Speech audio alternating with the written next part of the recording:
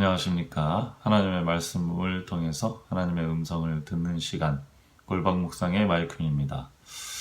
오늘은 마가복음 6장 마지막 파트가 되겠네요. 53절로 56절에 나타나 있는 게네사렛 지방에서의 사역에 대해서 함께 살펴보도록 하겠습니다. 예수님께서 이제 그 갈릴리 서쪽 편, 서북 편, 그쪽에서 이제 사역을 많이 하셨습니다. 거기 이제 가버나움이 있고, 나사렛도 거기서 조금 올라가는 언덕 쪽에 있는 마을이죠. 예수님의 이제 주 활동 무대는 갈릴리 서편이었다 이렇게 보시면 되겠습니다. 그런데 가끔씩 이제 바다를 건너서 갈릴리 호수를 건너서 갈릴리 동남편 혹은 동북편으로 이제 가시는 내용이 나오는데, 거라사 지역, 가다라 지역이라고 하는 지역은 갈릴리 동남부 지역입니다. 그래서 대각선으로 북서쪽에서 대각선으로 이제 아예 가장 먼 쪽으로 해서 남쪽으로 내려오는 쪽이 그 귀신을 쫓아낸 그 지역이 얘기고요. 또 갈릴리 이제 북동쪽으로 넘어가면은 거기에 이제 게네사렛이나 혹은 벳세다 지역이라고 하는 그런 지역입니다. 다 사실 유대 지역으로부터 굉장히 먼 지역이고요. 어떻게 보면 변방이겠죠. 혹은 경계 지역입니다.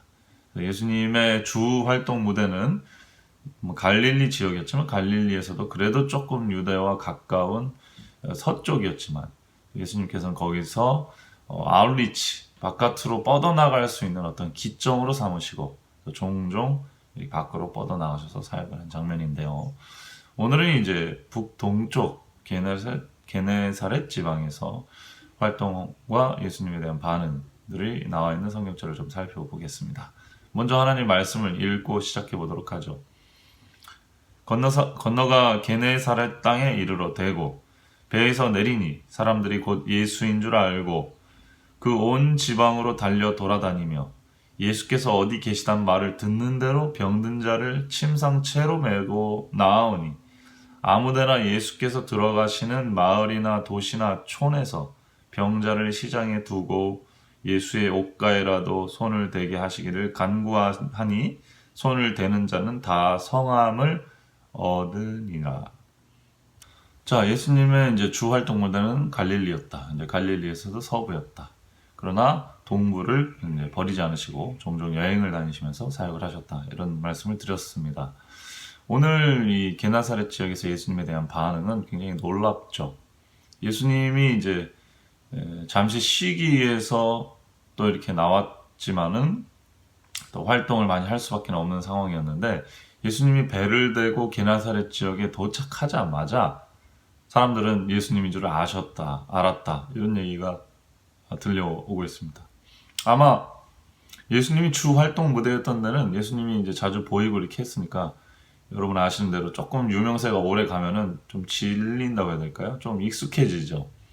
근데 그 옆에 있는 지역들은 똑같은 도움이 필요하지만 예수님이 저기 계시니까 우리한테는 이렇게 안 오시나 찬스가 부족하다 생각하고 항상 기다리고 있는 그런 마음이 있었던 것 같습니다. 그런 마음이 예수님께도 전달이 됐겠죠. 그래서 예수님께서도 그런 데를 간 거죠. 네. 갈릴리에서 어떤 면에서는 이 오병이어의 기적은 큰 위기를 낳았습니다. 예수님을 정치적인 어떤 인물 혹은 그들의 욕망을 만족시켜줄 어떤 사람으로 만들려고 하는 그런 의도가 있었고 그런 것을 따라가다 보면 예수님의 사역은 왜곡될 수밖에 없었겠죠. 그래서 예수님이 사람들을 실망시키더라도 다 이렇게 해산시키고 예수님은 바다로 나오셨던 것이죠. 그리고 제자들에게 예수님의 존재에 대해서 다시 한번 확실한 그런 개념을 심어주기 위한 무리를 거르시는 그런 기적이 있었습니다. 제자들이 다시 한번 놀랐고요. 그러면서 아마 영적인 여러 가지 대화들을 이렇게 했을 것이고 다시 이제 게네사렛 육지의 땅에 도착했을 것입니다. 그런데 사람들이 이미 알고 기다리고 있었던 것 같아요. 이미 이제 갈릴리 서쪽에서 있었던 소문들이 퍼져 나갔을 것입니다. 그러나 이 게네사렛 사람들은 참 순수했어요. 자신들이 가진 질병과 문제들을 예수 그리스도께서 구원해 주기를 요청했을 뿐 정치적인 어떤 예수님을 메시아로 삼으려는 의도라든지 자신들의 욕망을 채우려는 의도 그런 것들은 이제 보이지가 않고 구세주로서의 예수님을 온전히 받아들이고 영접한 그런 모습입니다.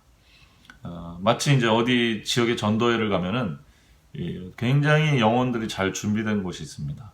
거기는 이제 교회와 목사님만 그 전도회 같은 걸 잘 준비한 게 아니라 그 지역의 영혼들이 그렇게 잘 갈급한 상태. 그러나 그리고 누군가라도 복음을 전해주면 그 사람이 어떤 사람이든 어린 사람이든 뭐 유명하지 않은 사람이든 그런 사람이든 하나라도 하나님의 말씀을 받으려고 하는 그런 아주 좋은 영적 상태, 갈급한 상태, 마음밭 상태를 유지하고 있는 사람들이 있어요. 그런 어떤 지역의 혹은 교회의 모습을 지금 게나사렛 지역 사람들이 보여주고 있습니다.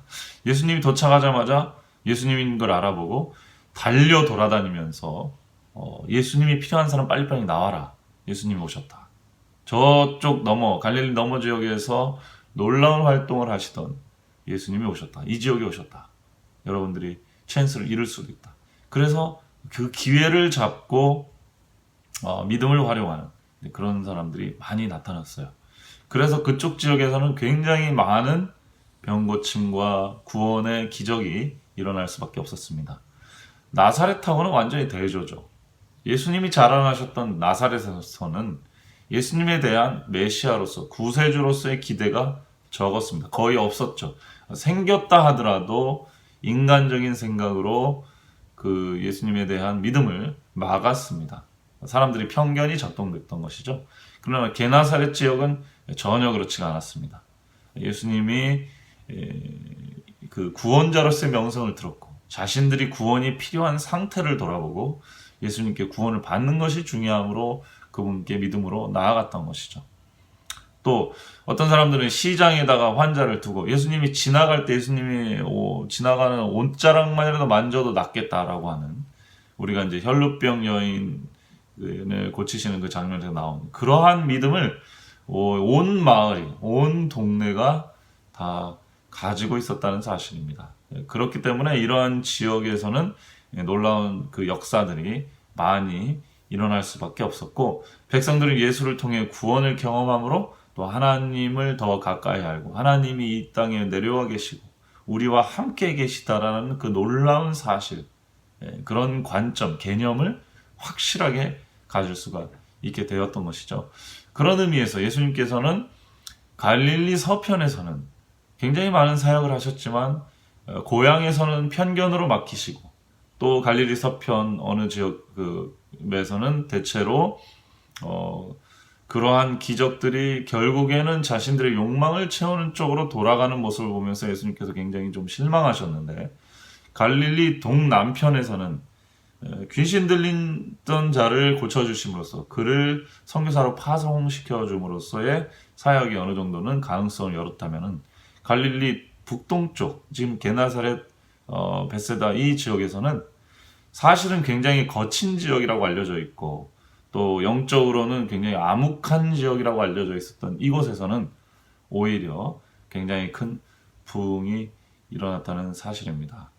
이러한 사실을 우리가 비추어 미루어 오늘날 우리의 사역을 돌아볼 때에 저희들은 여러 가지 생각을 안 해볼 수가 없겠습니다. 하지 않을 수가 없어요.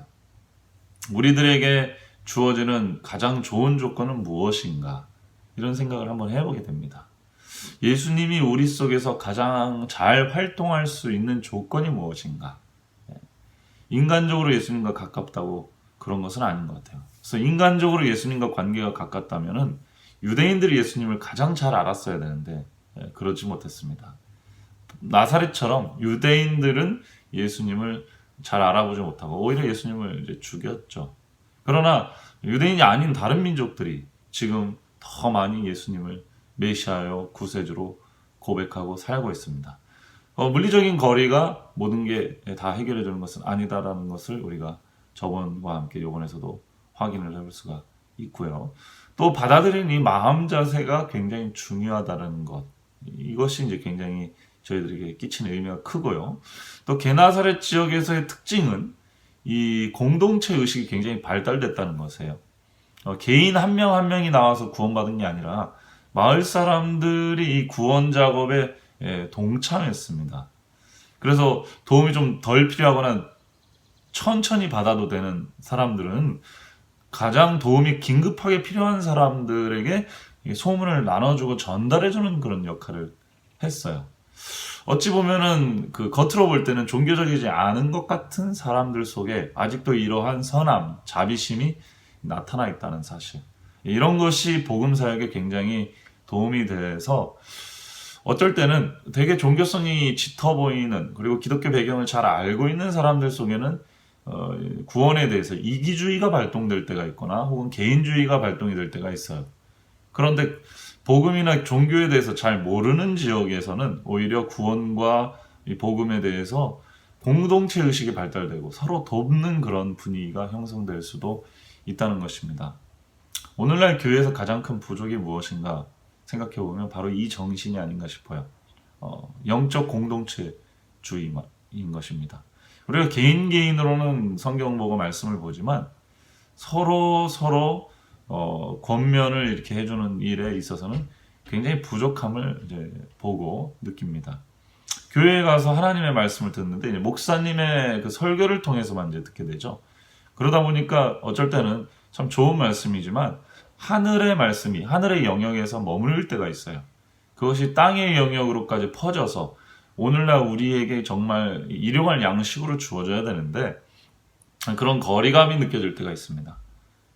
그래서 어쩔 때는 나와 비슷한 문제를 공유하는 옆에 사람에게서 들은 땅의 이야기가 훨씬 더 내 삶을 지탱하는 영양분이 되는 경우들도 있는 것이죠. 그래서 어쩔 때는 교회 가서 말씀 듣고 와도 좀 이렇게 밍숭맹숭하다, 전혀 힘이 안 느껴진다라고 할 때가 있는데 그것은 그 말씀 자체가 힘이 없어서라기보다는 그 말씀이 하늘의 영역이 머물러 있고 내 땅의 영역에서 필요를 느끼고 있는 나에게 연결이 되지 못하는 그런 경우들이 있기 때문이죠. 물론 듣는 사람과 말씀을 전하는 사람이 잘 준비하면 그것이 잘 맞을 때가 있긴 하지만요. 그러면 이제 어떤 대안이 있는가? 우리가 하나님을 믿는 형제 자매된 저희들이 서로 권면하는 일이 굉장히 필요합니다. 그래서 히브리서 3장에도 보면은 피차 오늘이라고 일컫는 날에 피차 서로 권면해서 죄악으로 마음이 이렇게 완고해지는 것을 막아달라 그런 부탁을 히브리서 기자가 하는 장면을 보거든요. 그래서 매일매일 서로가 서로에게 영적으로 권면을 해주지 않으면 악한 마음, 죄악된 본성으로 마음이 완고해져 간다 이렇게 얘기합니다. 영적으로 무뎌진다 이거죠. 그래서 아무것도 하지 않고 가만히 있을 때에는 우리의 영성은 사실 자라는 게 아니라 퇴보됩니다. 우리가 영적으로 좋은 영향을 사회에서 주변에서 받는 것이 아니기 때문이죠.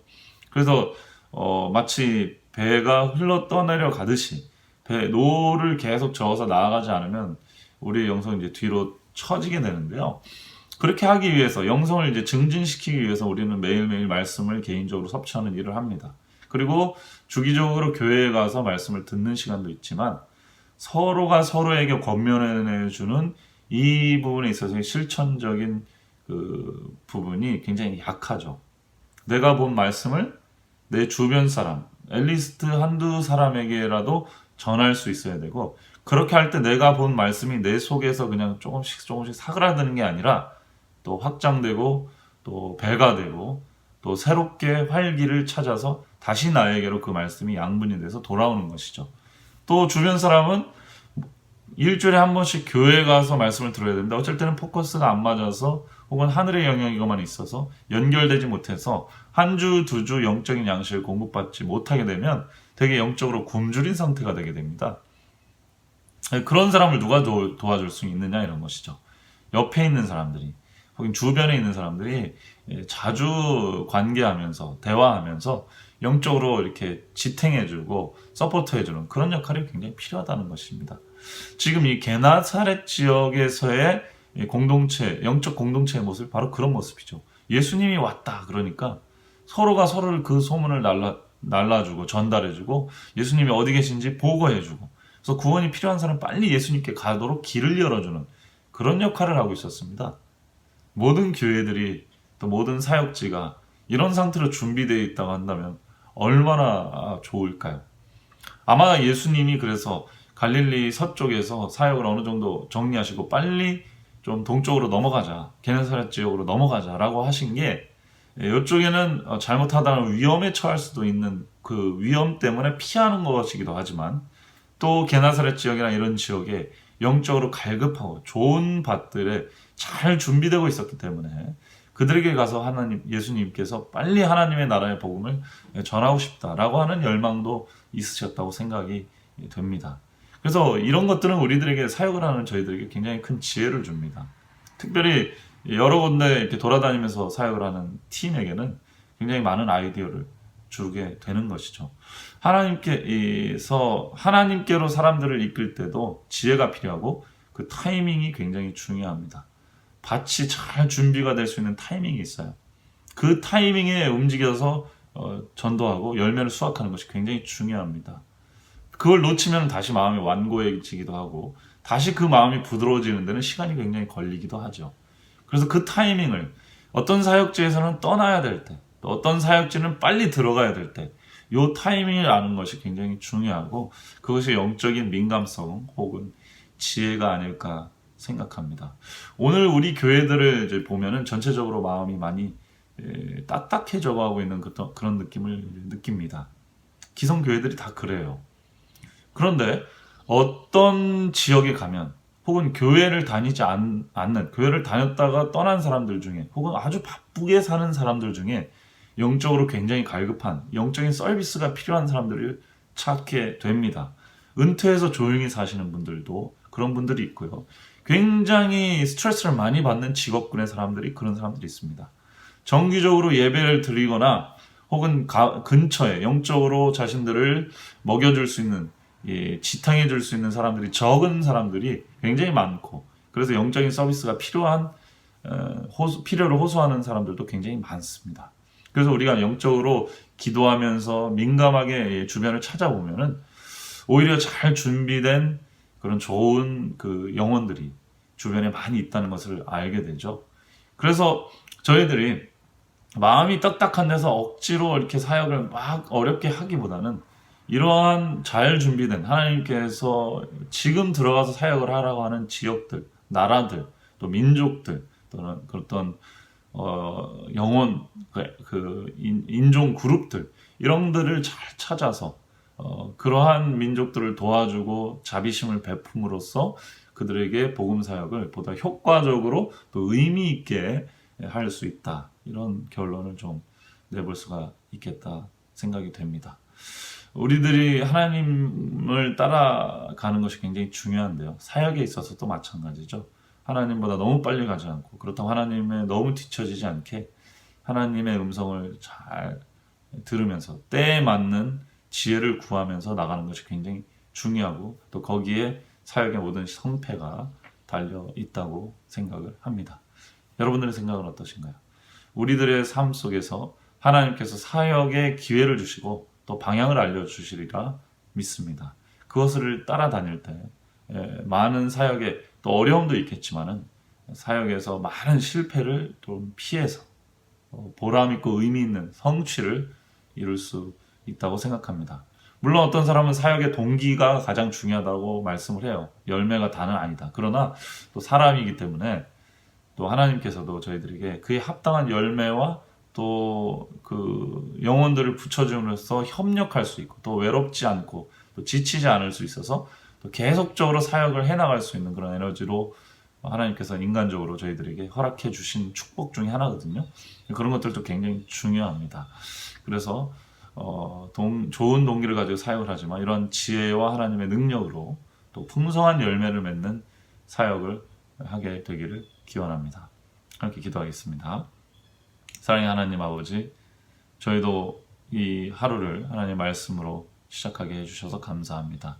하나님의 사역이 어떤 곳에서는 실패할 수도 있고 예상치 못한 반대를 맞이할 수도 있지만 또 어떤 곳에서는 예상보다 더 큰 성공과 또 환영을 받는 것도 있습니다. 모든 것이 하나님의 뜻과 시간표 안에서 준비되고 있는 일일 것입니다. 저희들에게 지혜를 허락해 주셔서 잘 준비된 영혼들과 함께 열매를 크게 맺히는 하나님의 사업을 풍성히 이루게 하여 주옵소서. 주님의 사역을 주님의 사역과 동행하고 동역할 수 있는 축복을 허락해 주심에 감사드리오며 예수님의 이름으로 간절히 기도드립니다.